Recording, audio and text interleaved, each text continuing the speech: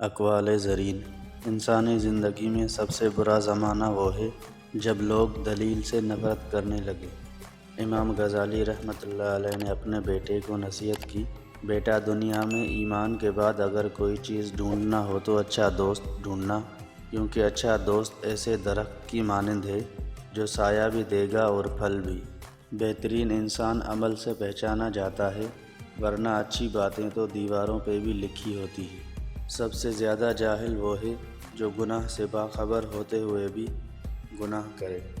اگر کوئی محبت کرنے والا شخص آپ پر غصہ کرنا چھوڑ دے تو سمجھ جاؤ تم اپنی اہمیت اس کی نظر میں کھو چکے۔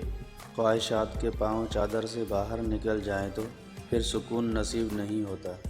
اچھا سوچیے اور اچھا بولیے، کیونکہ بدگمانی اور بد زبانی دو ایسے عیب ہیں انسان کے ہر کمال کو زوال میں بدل دیتے ہیں۔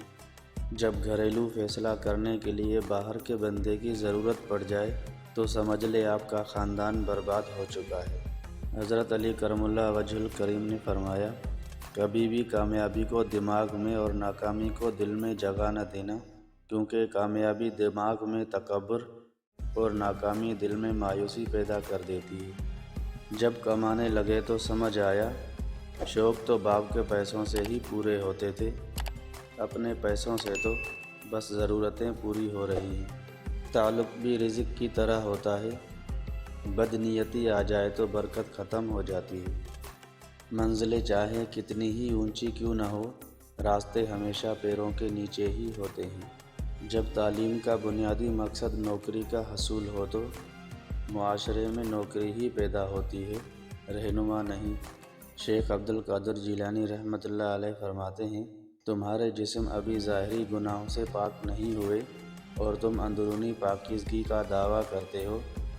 تم مخلوق سے تو درست رویہ رکھتے نہیں اور خالق سے درست رویہ رکھنے کا دعویٰ کرتے ہو۔ جنازے کے ہمراہ جاؤ تو مردے سے زیادہ اپنا غم کرو کہ وہ ملک الموت کا منہ دیکھ چکا ہے اور مجھے بھی دیکھنا ہے۔ وہ موت کی تلخی کا مزہ چکھ چکا ہے اور میں نے بھی موت کی تلخی کا مزہ چکھنا ہے۔ مکان تو سیمنٹ اور اینٹوں سے بن جاتے ہیں، گھر بنانے کے لیے نیک اور صالح عورت کی ضرورت ہوتی ہے۔ اس معاشرے کا سب سے بڑا المیہ یہ بھی ہے کہ یہاں سب کو اپنی دنیا اور دوسروں کی آخرت کی فکر ہے۔ مومن وہ نہیں جس کی محفل پاک، مومن وہ ہے جس کی تنہائی پاک ہو۔ ایسی خوشی سے بچو جو دوسروں کو دکھ دینے سے حاصل ہوتی ہو۔ وہ بلندی کس کام کی جس پر انسان چڑھے اور انسانیت سے گر جائے۔ اکڑ جتنی زیادہ ہو اتنی ہی شدت سے ٹوٹتی ہے، اور دھوکہ جتنا بڑا ہو اتنی ہی طاقت سے اپنے محور پر پلٹ کر آتا ہے۔ کم ترین علم وہ ہے جو زبان پر رہے، اور بلند ترین علم وہ ہے جو کردار سے ظاہر ہو۔ اگر تم اس وقت مسکرا سکتے ہو جب تم پوری طرح ٹوٹ چکے ہو تو یقین جانو کہ دنیا میں تمہیں کبھی کوئی نہیں توڑ سکتا۔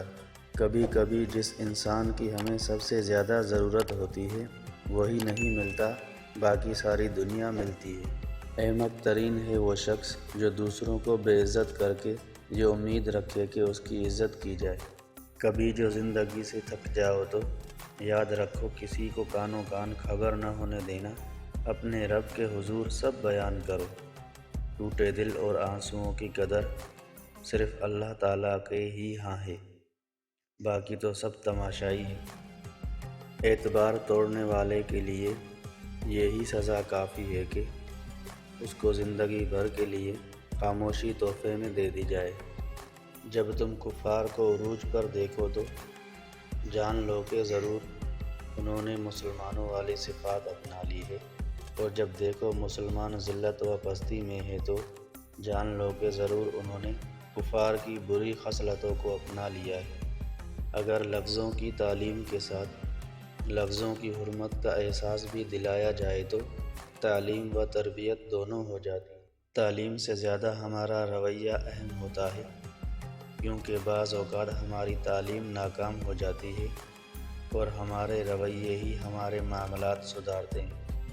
آپ اپنی منزل پر کبھی نہیں پہنچ پائیں گے اگر آپ راستے میں بھونکنے والے ہر کتے کو پتھر ماریں گے۔ بادشاہ نے وزیر کو انگوٹھی دی اور کہا اس پر کوئی ایسا فقرہ لکھواؤ جسے میں خوشی میں پڑھوں تو اداس ہو جاؤں اور غم میں پڑھوں تو خوش ہو جاؤں۔ وزیر گیا اور انگوٹھی پر یہ فقرہ لکھوایا، یہ وقت بھی گزر جائے گا۔